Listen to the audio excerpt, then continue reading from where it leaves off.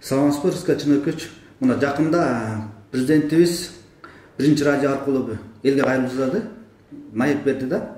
Ошондо айтты, ата мекенбе республика популизмден алыс болуп, шайлоого жигитчилик менен катышкыла дегендей пикирди айтты. Сиз ушуга кандай карайсыз? Туура уктум, президент Сооронбай Шариповичтин биздин партия менен республика партиясына мындай эскертүү иретинде айтып кеткен болчу. Бирок буну президент бизге эмес, өз тегерегинде партиялар ушундай эскертүү берсе болмок да. Ошол эле биримдик, мекеним Кыргызстан партияларына силер эртеңки шайлоодо жигитчилик менен баргыла деп анткени ата мекен партиясы дагы, республика партиясы да бүгүнкү күндө мындай шайлоолордун шайтан оюндарын баштаган жок да.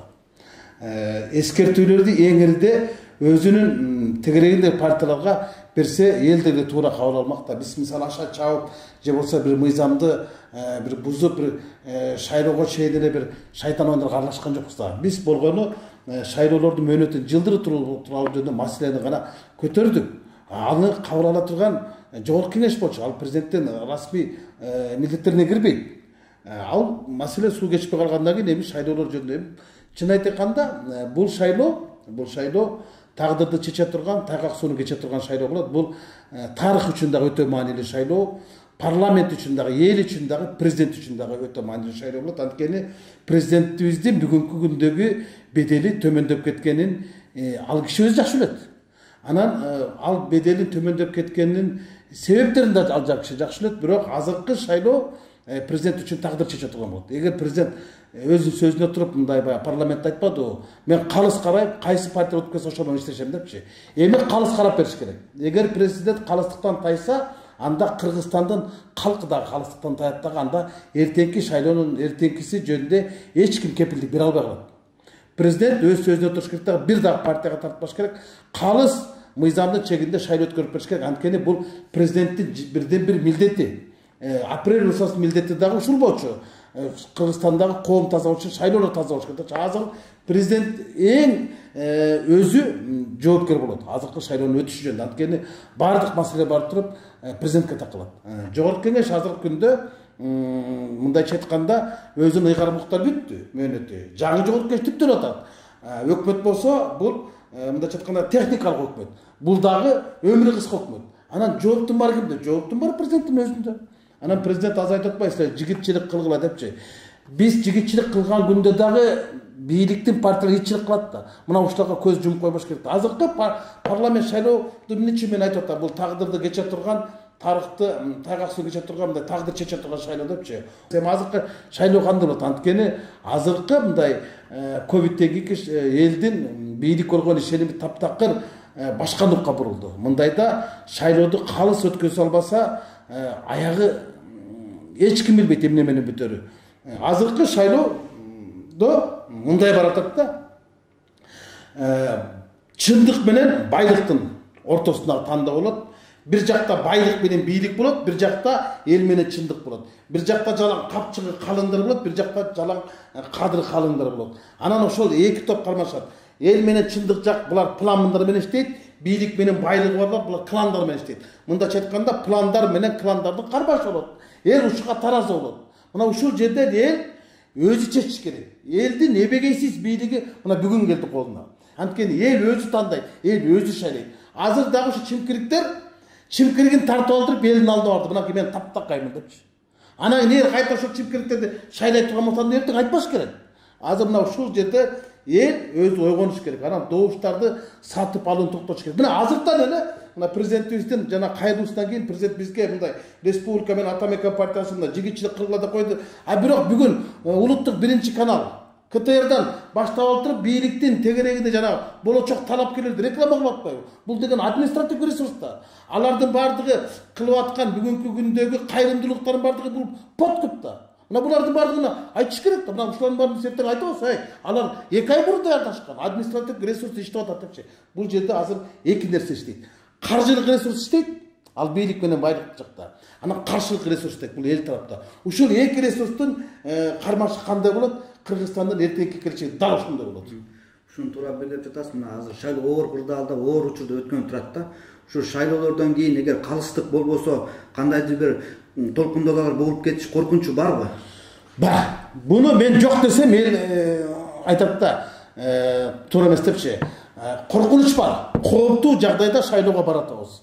Анткени мындай абалдан кийин, карантинден кийин сразу эле шайлоого кирип кете атпайсызбы?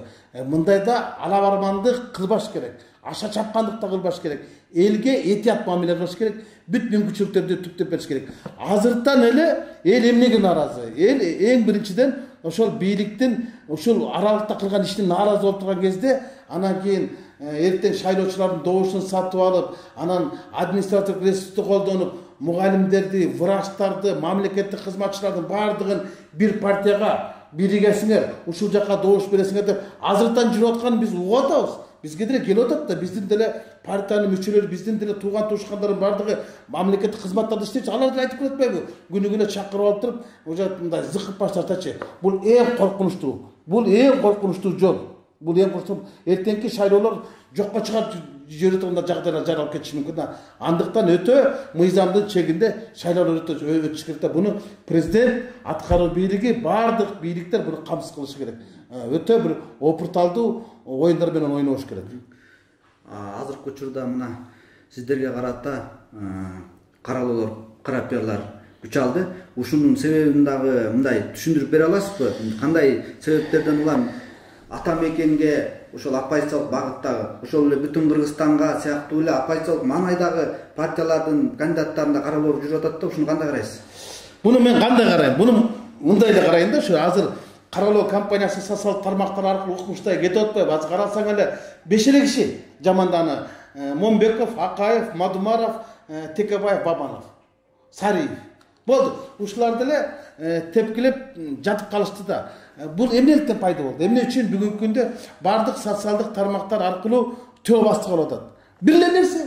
Азыр шайлоого катышаткан партиялардын бардыгы Кыргызстанда бир нече мекеме, уюм, ишканалар бар. Булар элдердин пикирин чогултуп туруп анан опрос жасап беришет. Бүгүнкү күндө шайлоо өтсө кайсы партия алдыга чыгат деген, анан ага чоң акчаларды жалдап туруп, анан ошолорду коюшат, анан алар 2 жума 1 айдын ичинде опросту алдынап келип беришет. Анан ошол опростун жыйынтыгын баардыгы көрүштү. Бүгүн баардыгы көрүштү. Биз деле көрдүк.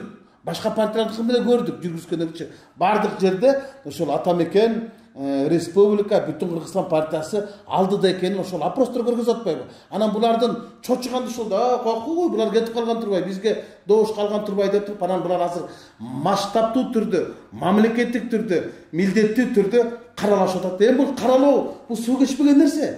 Каралоодо жүргүзүп аткан троллдор ушул Бишкектин ичинде эле элдин пикирин бурасып атат да, элдин пикирин сен 2 айда бура албайсың да.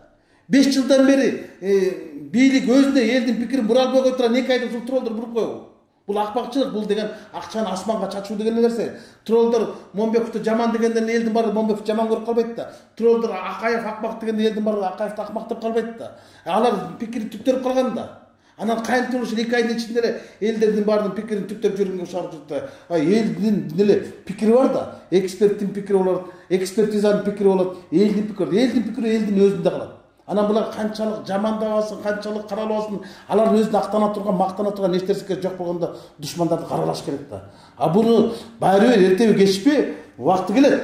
4 октябрда эле жөжөнү күздө сана дегенде добушту санайбыз да. Анан канчалык булардын кадыры калың болгонун ошондо көрөбүз да. Анан бул эми каралоо компаниялар жакшылыкка алып келбейт. Биз деле унчукпай турабыз, бирок биздин дагы талапкерлер шайлоонун убагында ошолорго ошондо адекваттуу жооп бере турган болсо, булар кирерге жетип барат да. Булардын талапкерлерине караганда биздин талапкерлер альбом барганда аппак болуп турбайбы? Булардын талапкерлери эртең чыккандан кийин булардын тизмеси беккенден кийин эл төө боюнча булар төө басты калат. Бизге убакыт жетпей калат бизди каралаганга.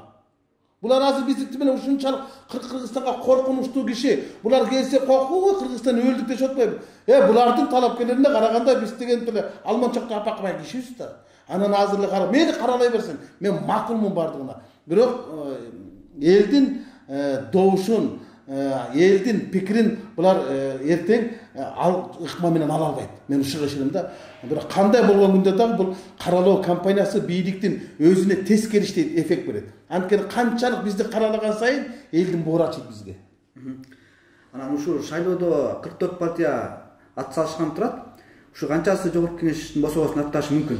Эми апыр тапыр артта калган капыр деп 44 партия салышкан деп Кыргызстанда билесиз да, президенттикке 80 талапкер катышып анан канчасы жолдо калганчы. Менин жеке пикиримде ушул бир 30тан ашык партиясы орто жолдо калат да, бирок соодалашайын деп эле коюп коюшту. Бирок 5 миллион сом төлөй албайт да. Бул партиялардын 5 миллион сом акчасы эмес, 5 миң кишиси деле жок да. Анан алардын баардыгы эле катышып алды, бирок барбайт. Менин жеке пикиримде бир 10дон ашык эле партия, 14 партия барышы мүмкүн. Алардын деле бир 6-7 партиясы ошол жана 7% чектен өтүшү мүмкүн да. Мындайча айтканда, азыр мындайча айтканда мурункудай лидер жок, фаворит жок. Бардыгы бирдей. Бардыгы бирдей күчтө. Мурункудай бийликтин партиясындагы күчтүү болмок. Эгер бүгүн бийлик күчтүү болсо, бүгүн бийликтин күчү жок, бийликтин партияларында күчү жок. Соответственно, азыр элге ушундай кырдаал түзүлдү, эл талданган негизги мүмкүнчүлүк түзүлдү. Ушул мүмкүнчүлүктү эл пайдаланыш керек да, бирок бийлик өзүнө пайдаланыш керек. Бийлик майдаланып кеткенде, бийлик эл пайдаланып кетет да. Ушудан этият болуш керек. Чоң рахмат.